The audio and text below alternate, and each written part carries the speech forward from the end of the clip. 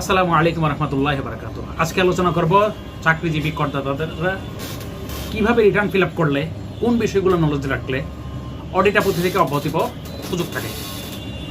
বেতনভোগী করদাতার আয়ের সাথে ব্যাংক বিবরণী মোতাবেক জমা বেতন বিবরণীর সাথে সামঞ্জস্যপূর্ণ কিনা এটা দেখা হয়। সো এই বিষয়টা রিটার্ন দাখিলের সময় আপনারা নলেজে রাখবেন।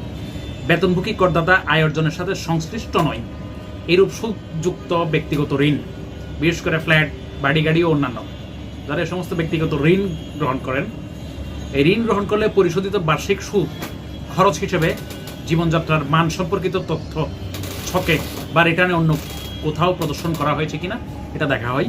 সো এই বিষয়টা আপনারা রিটার্ন দাখিলের সময় অবশ্যই নলেজে রাখবেন।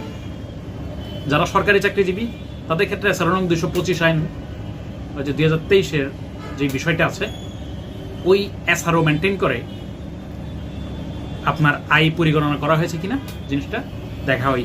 যদিও বর্তমানে অনলাইন সিস্টেম, সো এই বিষয়টা খুব বেশি নলেজে না রাখলেও চলে। আর যদি করদাতা কোনো প্রাইভেট লিমিটেড কোম্পানির শেয়ার হোল্ডার হলে এবং উক্ত কোম্পানি থেকে তিনি কোনো ঋণ গ্রহণ করলে গৃহীত অগ্রিম অথবা ঋণ আমাদের আয়কর আইন 2023-এর ধারা 2-81(6) অনুসারে লভ্যাংশ হিসেবে গণ্য করা হবে কিনা এই বিষয়গুলো যাচাই করা হয়। সো এই জিনিসগুলো নলেজে রেখে যদি আপনারা রিটার্ন দাখিল করেন, আশা করি অডিট আপত্তির সম্ভাবনা থাকবে না। কোনো কারণে অডিট ফেস করতে হলেও এই বিষয়গুলো মাথায় রেখে যদি আপনারা মোটামুটি রিটার্ন সাবমিট করেন একজন বেতনভোগী করদাতা হিসেবে, আশা করি অডিট ফেস করে আসতে পারবেন, কোনো প্রকার ঝাটকি ঝামেলা শিকার হবেন না। ধন্যবাদ সবাইকে। আসসালামু আলাইকুম রহমতুল্লাহি বারাকাতুহু।